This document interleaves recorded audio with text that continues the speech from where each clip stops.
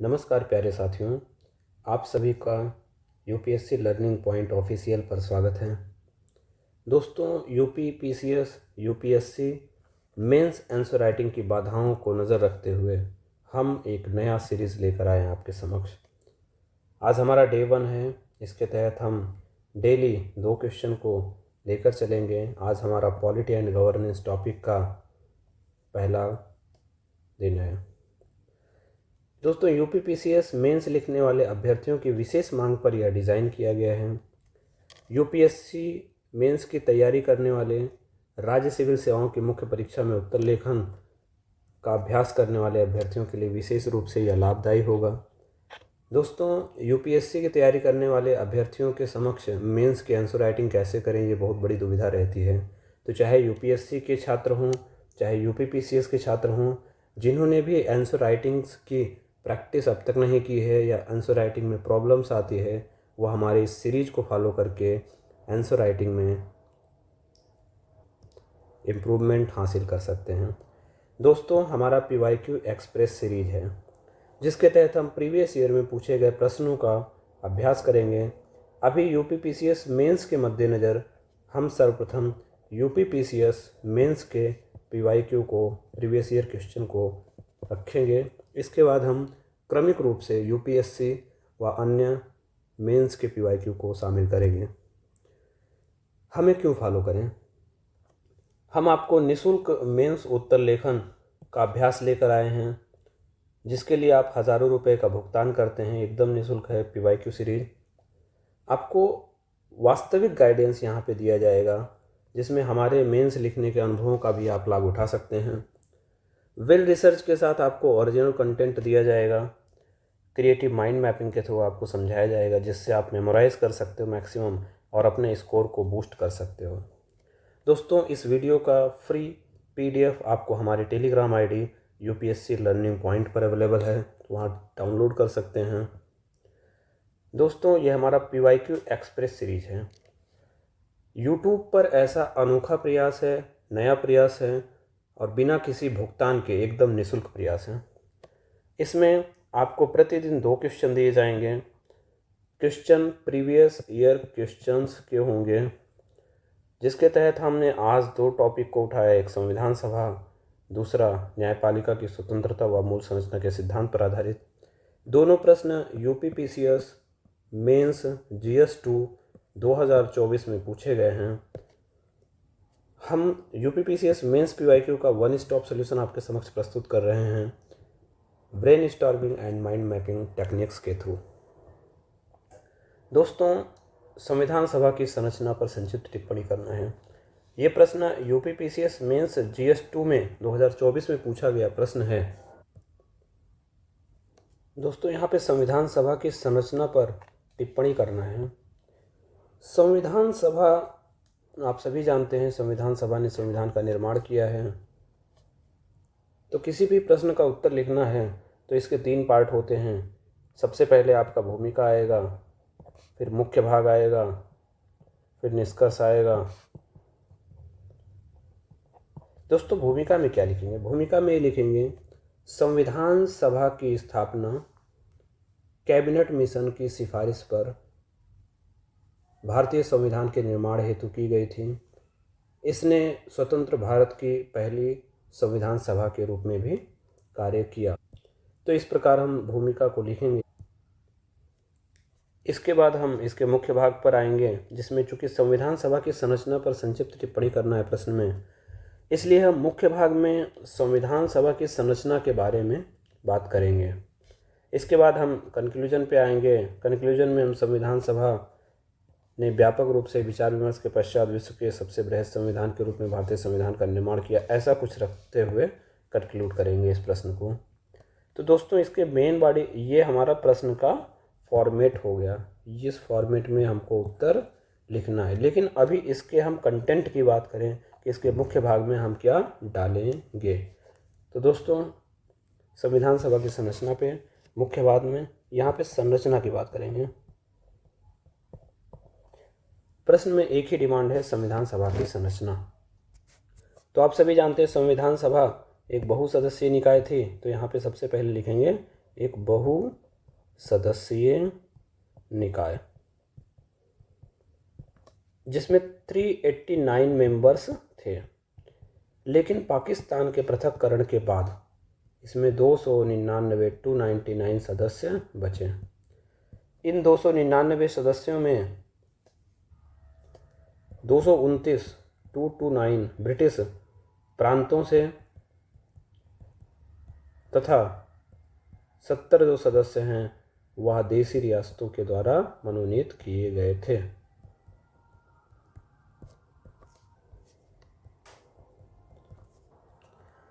दूसरा है संविधान सभा आंशिक रूप से निर्वाचित एवं आंशिक रूप से नामित निकाय थी। आंशिक रूप से निर्वाचित यानी कि इसके सदस्यों का जो निर्वाचन है वह जो प्रांतों से सदस्य चुने गए सदस्यों का निर्वाचन अप्रत्यक्ष रूप से किया गया था।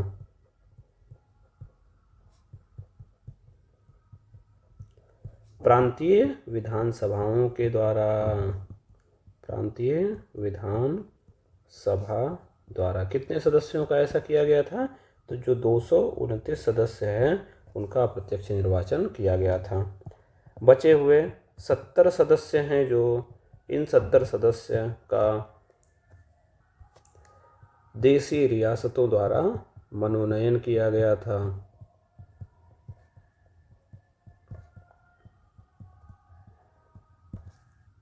दोस्तों यहाँ पे संरचना में तीसरा पॉइंट बनता है कि संविधान सभा सामाजिक सांस्कृतिक विविधता को समाहित करती थी, यानी सामाजिक सांस्कृतिक विविधता। यदि सभा में सदस्यों को देखें तो इसमें प्रत्येक अलग अलग जाति, समूह, समुदाय और क्षेत्रों से प्रतिनिधि शामिल थे। तो विभिन्न धर्मों,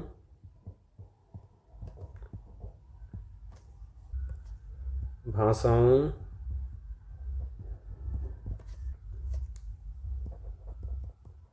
जातियों एवं क्षेत्रों से प्रतिनिधि शामिल थे। आप सभी जानते हैं जो संविधान सभा थी इसमें ऑल ओवर इंडिया के हर क्षेत्र के, हर भाषा के, हर धर्म के प्रतिनिधि शामिल थे। जैसे कि पाकिस्तान का यद्यपि स्वतंत्र रूप से अलग सभा बनी, अलग संविधान बना, तथापि भारत में भी कई मुस्लिम संविधान सभा के सदस्य थे जिन्होंने संविधान निर्माण में महत्वपूर्ण भूमिका निभाई। मौलाना आज़ाद आपके समक्ष सबसे प्रमुख उदाहरण हैं। भाषा के आधार पर बात करें तो यहाँ पे साउथ इंडियन लोगों, तमिल, संस्कृत, तेलुगु एटसेट्रा विभिन्न भाषाओं के समूहों का प्रतिनिधित्व था, विभिन्न जातियों का प्रतिनिधित्व था एवं विभिन्न क्षेत्रों से लोग यहाँ पे संविधान सभा में भागीदारी कर रहे थे। इस प्रकार से संविधान सभा की संरचना की बात करें तो उसमें सामाजिक सांस्कृतिक विविधता देखने को नजर आती। आप अगला पॉइंट डाल सकते हैं विभिन्न राजनीतिक दलों की भूमिका। विभिन्न राजनीतिक दलों या विचारधाराओं की भागीदारी, यानी जो संविधान सभा की संरचना थी, जो संविधान सभा का गठन हुआ, उसमें विभिन्न राजनीतिक दल, विचारधारा के लोगों का पार्टिसिपेशन देखा जा सकता है। आप सभी जानते हैं कि यहाँ पे कांग्रेस के प्रतिनिधि भी थे, अधिकांश सदस्य तो कांग्रेसी थे।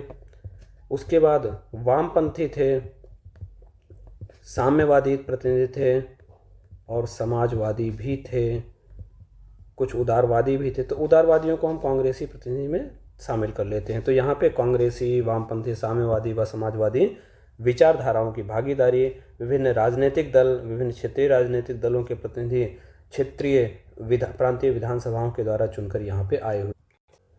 तो नेक्स्ट पॉइंट है महिलाओं का प्रतिनिधित्व, महिलाओं की भागीदारी। आप सभी जानते हैं कि संविधान सभा में 15 महिला सदस्य थी। महिलाओं के लिए, वुमेन्स के लिए सदस्य शब्द लिखते हैं। मेंस आंसर राइटिंग या एस्से में इस चीज़ को ध्यान रख सकते हैं आप सभी। 15 महिला सदस्य संविधान सभा की भाग थी, जिनमें आप सभी जानते हैं सरोजनी नायडू का नाम, सरोजनी नायडू, राजकुमारी अमृत कौर,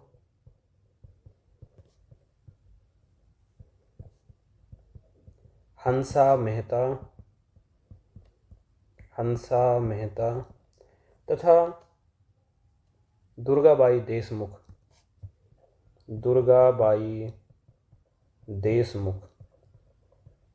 ये संविधान सभा की प्रमुख महिला सदस्य थी। कुल 15 महिला सदस्य थी संविधान सभा में, आप सभी आप सुचेता कृपलानी का नाम भी जोड़ सकते हैं। आप सभी जानते हैं सुचेता कृपलानी हमारे उत्तर प्रदेश की और भारत की पहली महिला सीएम भी थी। तो इस प्रकार से आप लिख सकते हैं कि संविधान सभा, इस प्रकार से आप कंक्लूड करें। अगर देखो, एक तो कंक्लूजन ऐसा हो सकता है कि आप बोल दें कि संविधान सभा ने विश्व के सबसे बड़े संविधान, भारतीय संविधान का निर्माण किया।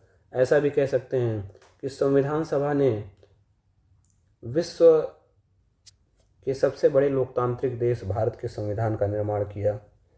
या फिर ऐसा कह सकते हैं कि संविधान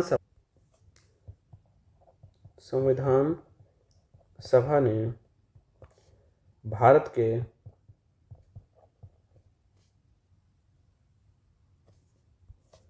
संविधान के निर्माण के साथ ही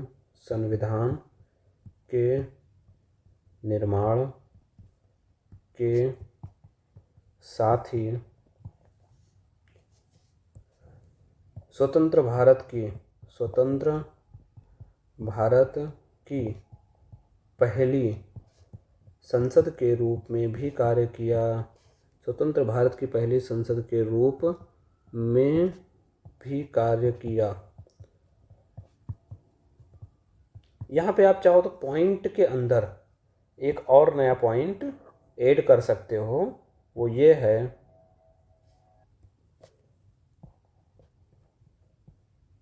सभा ने दोहरी भूमिका का निर्वहन किया। आप सभी जानते हैं कि हमारी जो हमारी संविधान सभा है, वो संविधान सभा स्वतंत्र भारत की पहली विधायिका के रूप में भी कार्य किया। जब 1947 में हमारा देश आज़ाद हो गया, ब्रिटिश सार्वभौमता की समाप्ति हो गई, हम डोमिनियन स्टेटस बन गए, तब संविधान सभा ने किसी भी प्रकार से कोई विधिक रिक्तता या विधि के निर्माण की बात आती तो संविधान सभा विधायिका के रूप में भी, संसद के रूप में भी कार्य कर रही थी। तो यहाँ पे संविधान सभा ने सबसे पहले आपके संविधान के निर्माण का दायित्व, संविधान निर्माण का दायित्व का निर्वहन किया। दूसरा, स्वतंत्र भारत के पहले संसद के रूप में भी कार्य किया। आप सभी जानते हैं कि जब संविधान सभा संविधान के निर्माण का दायित्व का निर्वहन करती थी तो इसकी अध्यक्षता headed by doctor Rajendra Prasad करते थे। दूसरी तरफ जब स्वतंत्र भारत के पहले संसद के रूप में कार्य करती थी संविधान सभा, तो उस टाइम इसकी अध्यक्षता जी.वी. मावलंकर करते थे। तो इस प्रकार से आप दोस्तों समझ सकते हो कि संविधान सभा की संरचना बहुल, विविध एवं जटिल थी, जिसने व्यापक विचार विमर्श के साथ भारतीय संविधान का निर्माण किया। तो कंक्लूजन का एक वे ये भी हो सकता है। तो हमने कितने पॉइंट देखे इसमें? सबसे पहले देखे संविधान सभा एक बहुसदस्यीय निकाय थी। दूसरा, आंशिक रूप से निर्वाचित एवं आंशिक रूप से नामित निकाय थी। तीसरा, सामाजिक सांस्कृतिक विविधता देखी जा सकती है। इसमें विभिन्न धर्म, भाषा, जाति एवं क्षेत्रों के प्रतिनिधि यहाँ पे देखे जा सकते हैं। विभिन्न राजनीतिक दलों, विचारधाराओं की भागीदारी यहाँ पे देखी जाती है। महिलाओं की भी भागीदारी देखी जाती है। 15 महिला सदस्य, कुछ नाम आपके सामने हैं। सभा ने दोहरी भूमिका का निर्वहन किया, संविधान के निर्माण के रूप में कार्य किया और स्वतंत्र भारत के पहले संसद के रूप में भी कार्य किया। तो ये हुआ पहला सवाल। अब हम बढ़ते हैं आगे दूसरे सवाल की ओर। ये आपका पीपीटी है, इसमें उसी पॉइंट को जिसको हमने एक्सप्लेन किया है, उसी पॉइंट के कुछ पॉइंट यहाँ पे हैं। भारतीय संविधान न्यायपालिका की स्वतंत्रता को कैसे सुनिश्चित करता है?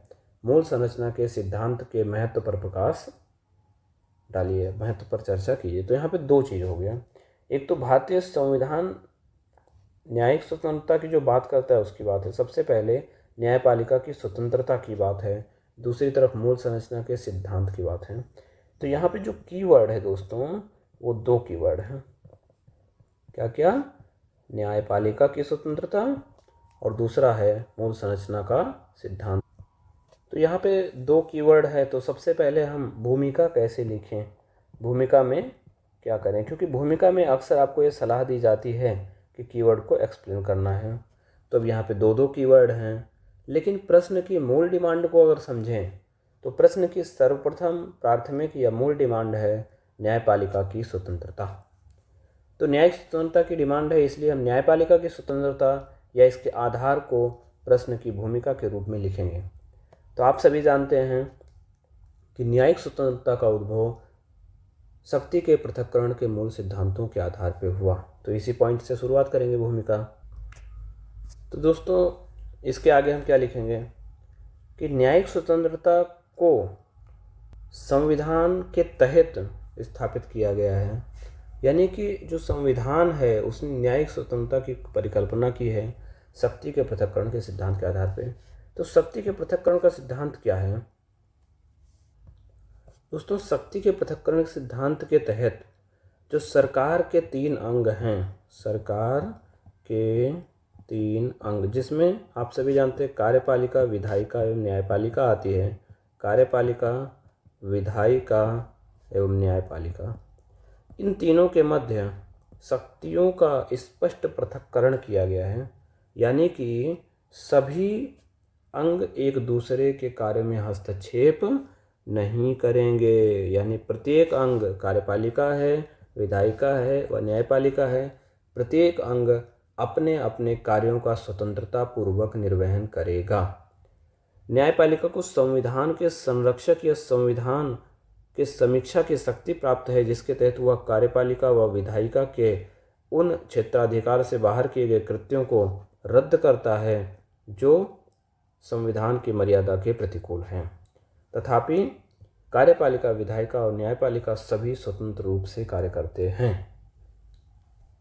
जहाँ कार्यपालिका का काम शासन चलाना है, शासन का संचालन करना है, वहीं विधायिका का काम विधि निर्माण करना है, सरकार पर नियंत्रण है, और न्यायपालिका का न्यायिक समीक्षा, संविधान की रक्षा एक्सेट्रा, न्यायिक समीक्षा, संविधान की रक्षा, ये सब है। तो आप ये समझ सकते हैं कि शक्ति के पृथक्करण के सिद्धांत को हमने इतने एक्सप्लेन के साथ समझाया है। अब प्रश्न की मुख्य मांग पे आते हैं। ये तो भूमिका हो गया, मेन बॉडी पार्ट है न्यायपालिका की स्वतंत्रता को कैसे सुनिश्चित किया जाए। तो यहाँ पे दो चीज़ है, पहला ये है, दूसरा ये है, दोनों को इक्वल वेटेज देंगे। तो सबसे पहले पार्ट पे जाएंगे, न्यायिक स्वतंत्रता। तो संविधान के तहत बात की गई है, इसलिए हम इसके हेडिंग को ऐसे बनाएंगे, भारतीय संविधान में न्यायिक स्वतंत्रता के उपकरण या न्यायिक स्वतंत्रता के प्रावधान। तो भारतीय संविधान में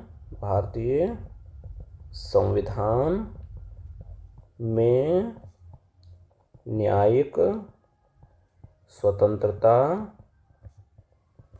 के उपकरण या न्यायिक स्वतंत्रता संबंधी प्रावधान भी आप हेडिंग डाल सकते हो।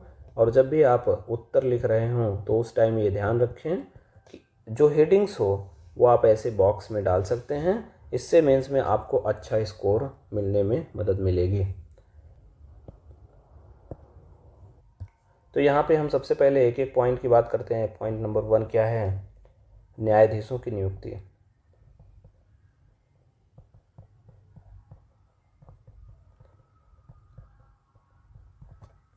आर्टिकल 124, आर्टिकल 124 तथा 217 में, चूँकि यहाँ पे न्यायपालिका की बात कही गई है, सुप्रीम कोर्ट या हाई कोर्ट की बात नहीं कही गई है, इसलिए हम लिखते समय सुप्रीम कोर्ट और हाई कोर्ट दोनों के प्रावधान को एक साथ लिख सकते हैं।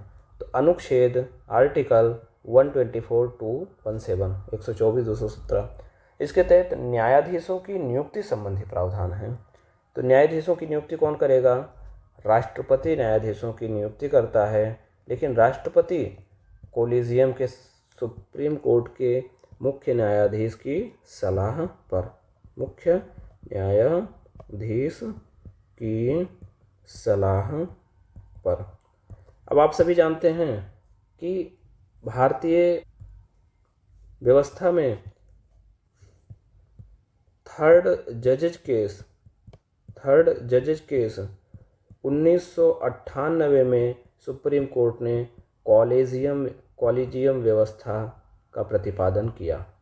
यानी कि यहाँ पे सुप्रीम कोर्ट ने यह स्पष्ट किया कि यहाँ पे जो सुप्रीम कोर्ट के मुख्य न्यायाधीश से राष्ट्रपति परामर्श लेगा, उसके तहत वह स्वयं अकेले परामर्श नहीं देगा, अपितु मुख्य न्यायाधीश यानी CJI chief justice of India plus 4 अन्य न्यायाधीशों से बना एक कॉलेजियम होगा। वो कॉलेजियम इसकी अनुशंसा करेगा। नंबर 2, दूसरा पॉइंट, कार्यकाल की सुरक्षा। कार्यकाल की सुरक्षा। तो दोस्तों, न्यायाधीशों को उनके पद से हटाने के लिए कठिन प्रक्रिया दी गई है, जिसमें महाभियोग की प्रक्रिया है। महाभियोग की प्रक्रिया, जिसके तहत सुप्रीम कोर्ट या हाई कोर्ट के किसी भी न्यायाधीशों को पद से हटाने के लिए संसद में महाभियोग की प्रक्रिया का पालन किया जाता है। आर्टिकल 124 के 4 में इसका उपबंध किया गया है। हम सेवा शर्तों की बात करेंगे। वेतन एवं सेवा शर्तें। तो आप सभी जानते हैं सुप्रीम कोर्ट के न्यायाधीशों के वेतन संचित निधि पर भारित होता है। संचित निधि पर भारित जो वेतन होता है उस पर कभी भी संसद में मतदान नहीं होता है। तो चूंकि मतदान नहीं होता है, इसलिए ये कार्यपालिकीय नियंत्रण से मुक्त भी होता है। कार्यपालिकीय नियंत्रण या यूँ कहते विधायी नियंत्रण से मुक्त होता है। यहाँ पे कार्यपालिकीय नियंत्रण से मुक्त होने का ये आशय है कि कार्यपालिका का सदन में बहुमत होता है, तो वह इस पर किसी भी प्रकार का मतदान होगा तो उसके द्वारा पारित किया जाएगा। दूसरा कि जो सेवा शर्तें हैं उसमें उनके कार्यकाल के दौरान अलाभकारी परिवर्तन नहीं किया जा सकता है। मतलब कभी भी अगर कोई न्यायाधीश सरकार के विरुद्ध कोई फैसला दे तो सरकार, कार्यपालिका या संसद उसके कार्यकाल के दौरान कोई भी अलाभकारी परिवर्तन नहीं कर सकता। तो ये भी स्वतंत्रता के एक उपकरण के रूप में देख सकते हैं। 4th पॉइंट आपका है न्यायिक समीक्षा की शक्ति। न्यायिक समीक्षा यानी ज्यूडिशियल रिव्यू।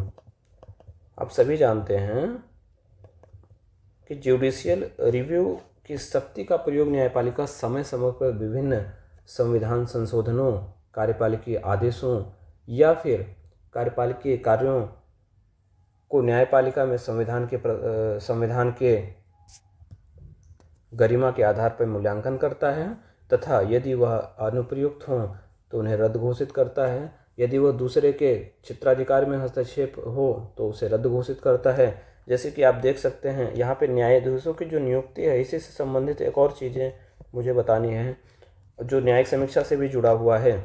यहाँ पे आप देखो 99वां संविधान संशोधन सरकार के द्वारा किया गया, जिसके द्वारा NJAC, आप लिख लो इसको, राष्ट्रीय न्यायिक नियुक्ति आयोग का गठन किया गया। सरकार ने या फिर संसद ने एक संशोधन करके 2015 में ये व्यवस्था की, 2014 में ये व्यवस्था की कि अब न्यायाधीशों की नियुक्ति में जो पारंपरिक कॉलेजियम व्यवस्था है इसको समाप्त करके अब हम NJAC की सिफारिश पर न्यायाधीशों की नियुक्ति राष्ट्रपति करेगा। इसके तहत 6 मेंबर होने थे, जिसमें से CJI होना था, 2 अन्य मेंबर जो सुप्रीम कोर्ट के न्यायाधीश, वरिष्ठ न्यायाधीश हैं वे होने थे, और 2 सदस्य सरकार, 2 सदस्य प्रधानमंत्री, विपक्ष के नेता व सीजीआई की एक समिति की अनुशंसा पे गठित नियुक्त किए जाने थे, और एक आपके विधि मंत्री थे। तो ये कहीं ना कहीं इसमें कार्यपालिकीय हस्तक्षेप को देखते हुए सुप्रीम कोर्ट ने 99वें संविधान संशोधन को 4th जजेज केस में 2015 में नल एंड वाइड कर दिया, यानी कि असंवैधानिक घोषित कर दिया। समय समय पर बहुत सारे संविधान संशोधनों को असंवैधानिक घोषित किया गया है। तो नेक्स्ट पॉइंट ये है, न्यायिक समीक्षा को तो आप लिख भी सकते हैं और एक्सप्लेन कर सकते हैं अपने हिसाब से।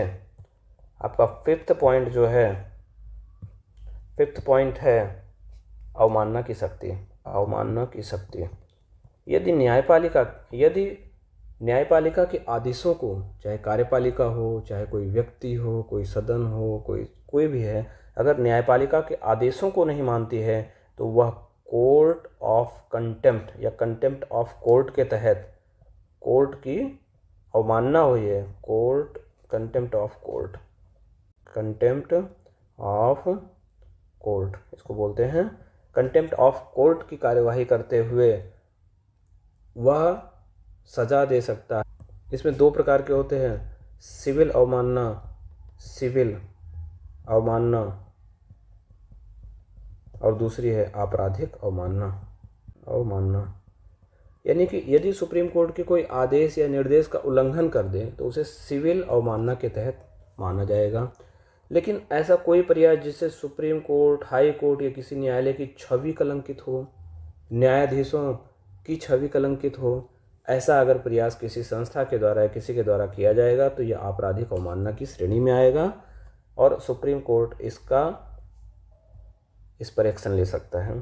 तो ये अवमानना की शक्ति आर्टिकल 129 व 215 में देखा जा सकता है। 129 मतलब सुप्रीम कोर्ट द्वारा ये शक्ति प्रयोग की जाती है, 215 में हाई कोर्ट के द्वारा अवमानना की शक्ति का प्रयोग किया जाता है। यहाँ पे आप नेक्स्ट पॉइंट देख लो, संसद में न्यायाधीशों के आचरण पर चर्चा को प्रतिबंधित किया गया है, प्रतिबंधित या निवारित किया गया है आर्टिकल 121 तथा 211 के तहत। इसके तहत यह स्पष्ट प्रावधान किया गया है कि संसद जो है वह महाभियोग के सिवाय, महाभियोग जो प्रक्रिया है किसी न्यायाधीश को पद से हटाने की, महाभियोग के सिवाय न्यायाधीशों के आचरण पर सदन के अंदर कोई भी चर्चा नहीं कर सकता है। यह न्यायिक स्वतंत्रता के लिए बहुत महत्वपूर्ण प्रावधान है। इसके बाद नेक्स्ट पॉइंट है कि जब कोई सेवानिवृत्त न्यायाधीश होता है तो सेवानिवृत्ति के पश्चात प्रैक्टिस या फिर यूँ कह दे वकालत को प्रतिबंधित किया गया है। यानी कोई न्यायाधीश एक बार रिटायर हो गया, सेवानिवृत्त हो गया, तो वह किसी भी प्रकार से प्रैक्टिस या वकालत नहीं कर सकता। तो दोस्तों ये आपके पॉइंट्स हो गए। न्यायाधीशों की नियुक्ति, कार्यकाल की सुरक्षा, वेतन एवं सेवा शर्तें, न्यायिक समीक्षा की शक्ति, अवमानना की शक्ति, न्यायाधीशों के आचरण पर सदन में चर्चा को निवारित करना और सेवानिवृत्ति के पश्चात प्रैक्टिस या वकालत पर प्रतिबंध, ये 7 ऐसे पॉइंट्स हो गए जिसको आप न्यायपालिका की स्वतंत्रता से संबंधित इस प्रश्न में या किसी भी प्रश्न में लिख सकते हैं। इस प्रश्न के दूसरे पार्ट मूल संरचना के सिद्धांत के महत्व पर आ जाते हैं। मूल संरचना का सिद्धांत, हम एक हेडिंग बना करके इसको लिखेंगे। चाहें तो हम सीधा हेडिंग बना सकते हैं मूल संरचना के सिद्धांत का महत्व, लेकिन ऐसा भी हम कर सकते हैं कि मूल संरचना का सिद्धांत ऐसा हेडिंग बनाएं, इसके बाद यहाँ पे इस चीज़ को लिखें कि न्यायालय ने, यहाँ पे आप न्यायालय भी लिख सकते हैं या सर्वोच्च न्यायालय भी लिख सकते हैं, बात बराबर है। सर्वोच्च न्यायालय ने केशवानंद भारती मामले में, केशवानंद भारती मामले में मूल संरचना के सिद्धांत का प्रतिपादन किया। मूल संरचना के सिद्धांत का प्रतिपादन जो भारत में संविधानवाद को सशक्त करता है। दोस्तों, यहाँ पे संविधानवाद शब्द आया है। संविधानवाद एक ऐसी व्यवस्था है जिसके तहत सरकार की शक्ति जो है वह संविधान के अंतर्गत सीमित होती है। संविधानवाद संविधान की सर्वोच्चता को डिफाइन करता है। संविधानवाद को संविधान की सर्वोच्चता कह सकते हैं। संविधान की सर्वोच्चता। इसी संविधानवाद सीमित सरकार की अवधारणा से भी जोड़ा जाता है। सीमित सरकार यानी सरकार की शक्तियां पर संविधान के द्वारा एक निर्बंधन, एक सीमाएं आरोपित की जाती हैं और सरकार अपनी शक्तियों के प्रयोग हेतु संविधान के उस सीमाओं का पालन करने हेतु बाध्य है। अर्थात संविधान सर्वोच्च है जिसे कार्यपालिका व विधायिका उल्लंघन नहीं कर सकती। यही संविधानवाद के सिद्धांत का मूल है। सीमित सरकार की अवधारणा। तो दोस्तों, ये मूल संरचना के सिद्धांत का हम थोड़ा सा परिचय देकर तब इसके महत्व की बात करेंगे, क्योंकि जब मूल संरचना के सिद्धांत की बात करें तो इसके ओरिजिन को बताना बहुत ही महत्वपूर्ण हो जाता है।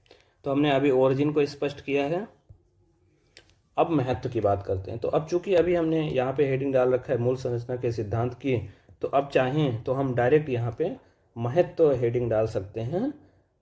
चाहें ऐसा भी कर सकते हैं, मूल संरचना के सिद्धांत का महत्व, तो हम इसमें सीधा हेडिंग डालेंगे महत्व। तो महत्व क्या है इसका? तो सबसे पहले हो गया, हमने बताया सबसे पहले संसद की असीमित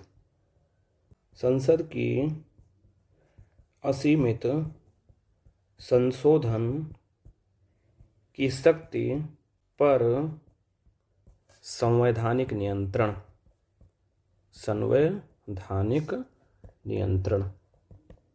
यहाँ पे आप देख सकते हैं कि एक संवैधानिक नियंत्रण है, यानी संविधान के द्वारा संसद की असीमित संशोधन की शक्ति को नियंत्रित किया जाता है। यानी कि संविधान किसी भी चीज़ को असीमित रूप से संशोधित नहीं कर सकती है। संविधान की सीमाओं के अंतर्गत ही रहकर संसद संशोधन कर सकती है। दोस्तों, आप सभी को पता है कि ब्रिटेन में संसदीय सर्वोच्चता का सिद्धांत है। तो यहाँ पे हम समझाने के लिए यूज कर रहे हैं। तो आप देख लो, ब्रिटेन में संसदीय सर्वोच्चता है। संसदीय सर्वोच्चता का सिद्धांत यह कहता है कि संसद ही सर्वोच्च है, जबकि ब्रिटेन में संसदीय सर्वोच्चता के विरुद्ध भारत में संवैधानिक सर्वोच्चता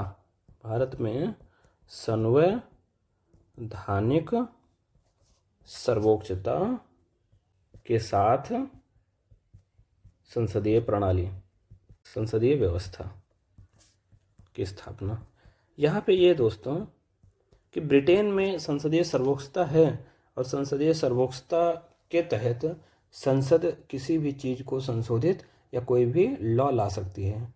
एक ब्रिटेन में बहुत लोकप्रिय कहावत है जिसे कहते हैं कि ब्रिटिश पार्लियामेंट महिला को पुरुष बनाने और पुरुष को महिला बनाने के सिवाय सब कुछ कर सकता है। तो वह हर चीज़ कर सकता है। ब्रिटेन की संसद इतनी पावरफुल है, कोई भी विधि लाकर कुछ भी कर सकता है, केवल महिला को पुरुष और पुरुष को महिला घोषित करने के सिवाय। लेकिन भारत में ऐसा नहीं है। भारत में संविधान को सर्वोच्च माना गया है, संविधानवाद का पालन किया जाता है। इसलिए संवैधानिक नियंत्रण संसद की शक्ति पर स्थापित करने हेतु मूल संरचना का सिद्धांत जो है प्रतिपादित किया गया है। आप जानते हैं मूल संरचना के सिद्धांत के प्रतिपादन के पीछे का जो बेस है, उसमें लगातार संसदीय संशोधनों के माध्यम से मूल अधिकारों के निलंबन या मूल अधिकारों को सीमित करने का जो प्रयास किया जा रहा था, उसके विरुद्ध सर्वोच्च न्यायालय ने केशवानंद भारती मामले में एक संतुलन स्थापित करते हुए 24वें संविधान संशोधन अधिनियम 1971 के प्रावधानों की समीक्षा करते हुए मूल संरचना का सिद्धांत 1973 में प्रतिपादित किया। बाद में 1976 में आप जानते हैं 42वें संविधान संशोधन के द्वारा विभिन्न संशोधन किए गए, लेकिन सुप्रीम कोर्ट ने उन संशोधनों को असंवैधानिक घोषित कर दिया मूल संरचना के सिद्धांत के आधार पर। बाद में 1980 में मिनर्वा मिल्स केस में इसी न्यायिक समीक्षा को पुनर्बहाल किया गया, जिसे मूल संरचना का सिद्धांत घोषित किया गया। तो ये टॉपिक को समझाने का एक पॉइंट था जिसे आप समझ गए होंगे। अब हम दूसरे पॉइंट की तरफ जाते हैं। दूसरा पॉइंट है अधिनायकवाद के विरुद्ध। दूसरा पॉइंट है अधिनायकवादी शासन के विरुद्ध सुरक्षा। दोस्तों, यहाँ पे अधिनायकवादी शासन क्या होता है? जो तानाशाही जिसे बोलते हैं, तानाशाही, जो कि आप सभी जानते हैं, जो कार्यपालिका होता है, तो कार्यपालिका संसद में बहुमत में होती है। जो पार्लियामेंट होता है, या फिर ये कहें कि जो लोकसभा होता है, लोकसभा में जो कार्यपालिका है इससे बहुमत प्राप्त होता है। तो कार्यपालिका यदि चाहे, जैसे कि प्रधानमंत्री नरेंद्र मोदी, तो इनकी जो कार्यपालिका या प्रधानमंत्री मोदी की सरकार है वह संसद में बहुमत में है। अब ये चाहे तो किसी भी प्रावधानों को संशोधित कर सकती है, क्योंकि संसदीय संशोधन के लिए बहुमत या 2/3 बहुमत की आवश्यकता होती है, जो अभी एनडीए के पास और एक समय में इंदिरा गांधी के पास मौजूद था। तो यहाँ पे ये जब सरकार को संसद में पूर्ण बहुमत प्राप्त हो जाए, तो ऐसे मामले में सरकार किसी भी संशोधन को कर सकती है तथा संविधानवाद के प्रावधानों का उल्लंघन भी कर सकती है या किसी भी सीमा में शक्ति प्राप्त कर सकती है। इसलिए मूल संरचना का सिद्धांत संविधानवाद को स्थापित करते हुए तानाशाही अधिनायकवादी शासन के विरुद्ध सुरक्षा करता है। यदि कोई संशोधन, कोई ऐसा काम किया जाता है तो मूल संरचना के सिद्धांत के आधार पर उसे नल एंड वाइड घोषित कर दिया जाता है, असंवैधानिक घोषित कर दिया जाता है। तो इस प्रकार से हम ये भी कह सकते हैं अधिनायकवादी शासन के विरुद्ध सुरक्षा होगी। तो तीसरा पॉइंट हो गया हमारा, इसी से रिलेट करता है लोकतांत्रिक संतुलन। यहाँ पे लोकतांत्रिक शासन कहते हैं, लोकतांत्रिक शासन की स्थापना होगा। और यहाँ पे नेक्स्ट पॉइंट जो हम बना रहे हैं, लोकतांत्रिक संतुलन, मतलब शक्ति किसी के पक्ष में झुका हुआ नहीं होगा। ऐसा नहीं कि सरकार को या संसद में जिस पार्टी को बहुमत या पूर्ण बहुमत का समर्थन प्राप्त हो जाए वह कुछ भी संशोधन करके और संतुलन को अपने पक्ष में कर ले। तो लोकतांत्रिक संतुलन ये कहता है कि जो विधायिका होगी, जो कार्यपालिका होगी और जो न्यायपालिका होगी, ये तीनों के पक्ष में शक्ति का संतुलन रहेगा। तो ये शक्ति संतुलित रहे, सभी एक दूसरे को चेक एंड बैलेंस करते रहे। यानी न्यायपालिका न्यायिक समीक्षा के माध्यम से विधायिका व कार्यपालिका पर नियंत्रण स्थापित करे या उसके कृत्यों की समीक्षा करे। विधायिका विधि निर्माण के द्वारा कार्यपालिका को नियंत्रित करे, तो इसको बोलते हैं शक्ति संतुलन या चेक एंड बैलेंस। लोकतांत्रिक संतुलन किसके द्वारा? इस प्रकार से हम कह सकते हैं कि जो मूल संरचना का सिद्धांत है वह चेक एंड बैलेंस के द्वारा, चेक एंड बैलेंस के द्वारा। चेक एंड बैलेंस कैसे होगा?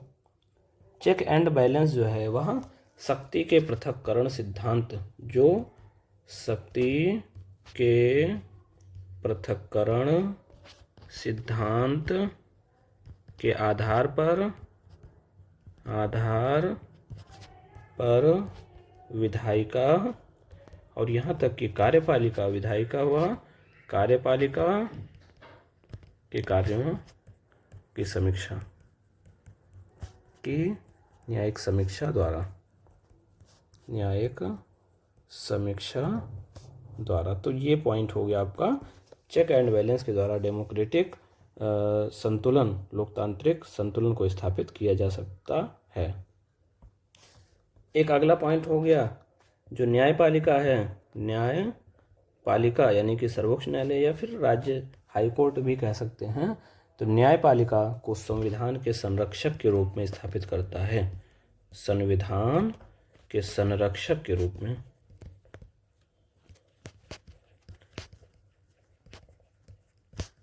क्या? मूल ढांचा।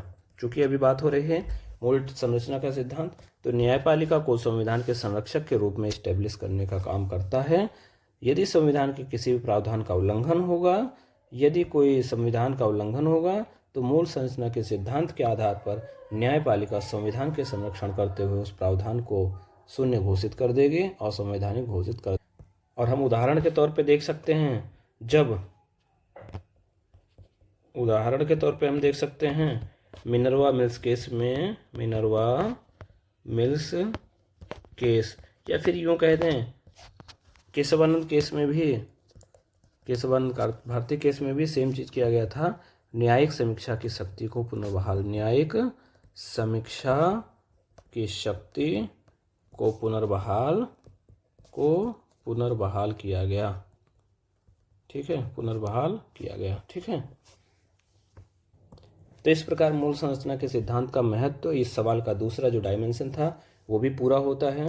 देखो, अभी हमने आपको समझाने के पर्पस से यहाँ पे बहुत ही संक्षिप्त तरीके से बड़े बड़े पॉइंट बनाकर आपको समझाया है, लेकिन अगर इसी महत्व को आप चाहें तो और भी पॉइंट्स में तोड़ सकते हैं, तो 7-8 पॉइंट आपके पास निकल के आ जाएंगे। जैसे कि संसद की असीमित संशोधन की शक्ति पर संवैधानिक नियंत्रण, एक तो ये पॉइंट हो गया। दूसरा, संविधानवाद या संवैधानिक सर्वोच्चता कह सकते हैं आप, संविधानवाद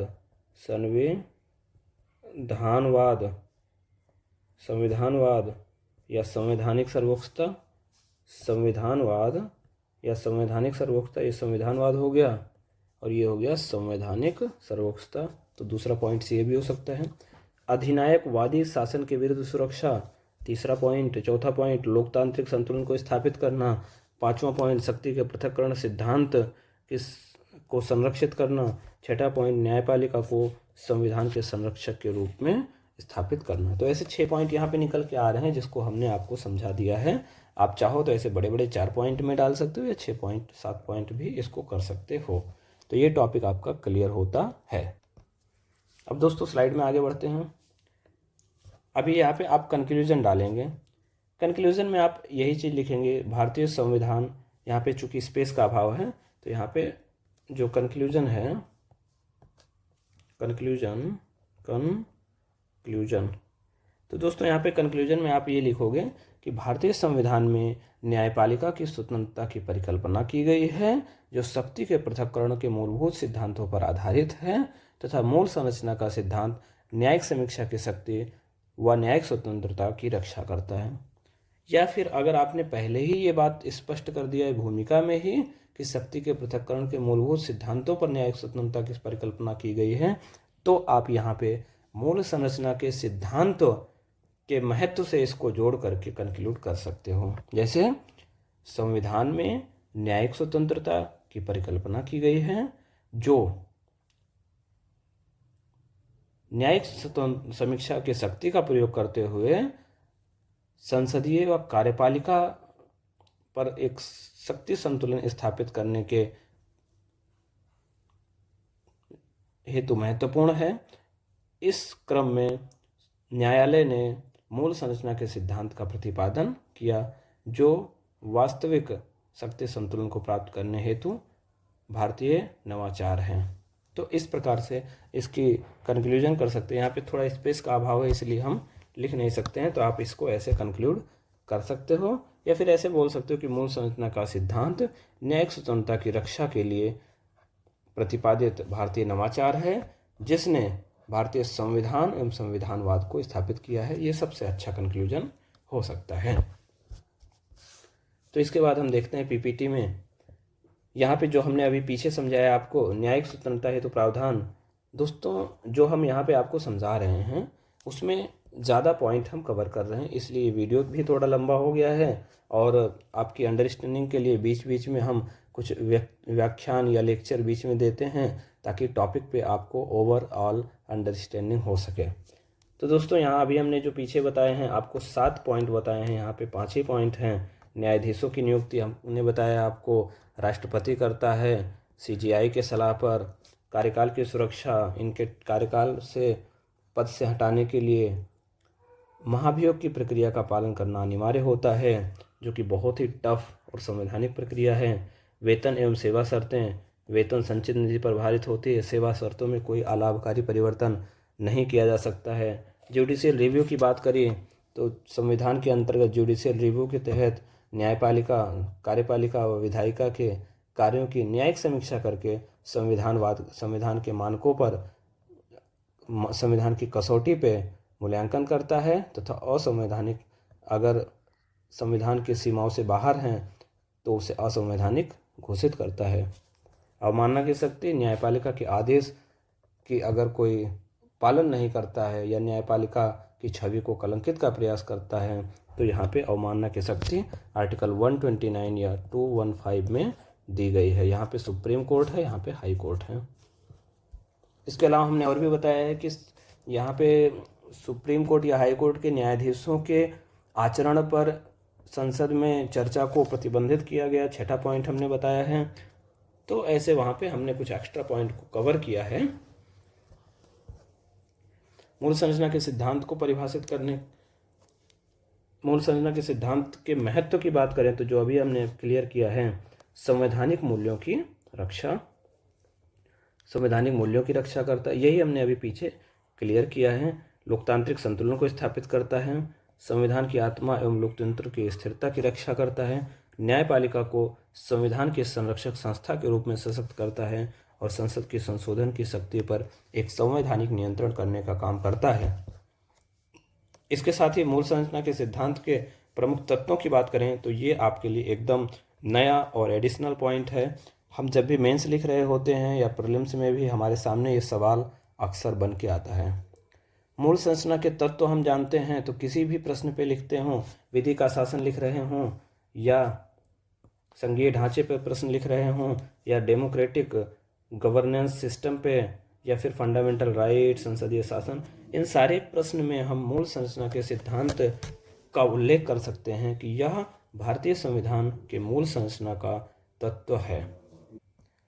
तो दोस्तों, संविधान की सर्वोच्चता, न्यायपालिका की स्वतंत्रता, न्यायिक समीक्षा की शक्ति यानी जुडिशियल रिव्यू, शक्तियों के पृथक्करण विधायिका, कार्यपालिका और न्यायपालिका के मध्य, विधि का शासन, रूल ऑफ लॉ, संघीय ढांचा, फेडरल स्ट्रक्चर, संसदीय शासन प्रणाली, पार्लियामेंट्री सिस्टम, फंडामेंटल राइट, लोकतांत्रिक शासन प्रणाली, धर्मनिरपेक्षता, राष्ट्र की एकता, ये सारे के सारे बेसिक स्ट्रक्चर ऑफ कॉन्स्टिट्यूशन हैं। ये सभी संविधान के मूल संरचना के प्रमुख तत्व हैं। दोस्तों, अगर यूपीएससी लर्निंग पॉइंट का ये सीरीज आपको पसंद आया हो तो हमारे चैनल को अभी के अभी सब्सक्राइब करें, चैनल को लाइक करें, वीडियो को लाइक करें, अपने किसी खास दोस्त को शेयर करें जो यूपीपीसीएस मेंस की तैयारी कर रहे हों या फिर मेंस आंसर राइटिंग को लेकर दुविधा में हैं, जिन्हें मेंस आंसर राइटिंग की बेसिक नहीं आती, उनको शेयर करें, या जो मेंस लिख भी चुके हैं वे भी हमारे इस वैल्यू एडिशन कंटेंट का फ़ायदा उठा करके अपने आने वाले मेंस के मार्क्स को इम्प्रूव कर सकते हैं। दोस्तों, हमारी टेलीग्राम आईडी भूलें ना, यूपीएससी लर्निंग पॉइंट, आप जाके वहाँ से पीपीटी डाउनलोड कर सकते हैं एकदम निःशुल्क। वो पॉइंट्स कवर हैं जो कहीं और किसी टेस्ट सीरीज या किसी और बुक्स में आपको देखने को नहीं मिलेंगे। एकदम रिसर्च किया हुआ कंटेंट है, वेल ऑर्गेनाइज किया गया कंटेंट है। आप हमारे इस कंटेंट का लाभ उठाकर अपने मेंस में सफलता सुनिश्चित करें तथा अपने दोस्तों को शेयर करें। हमारे इस प्रयास में आप जुड़ें। प्रतिदिन आप वीडियो अपलोड कर दिया जाएगा। धन्यवाद।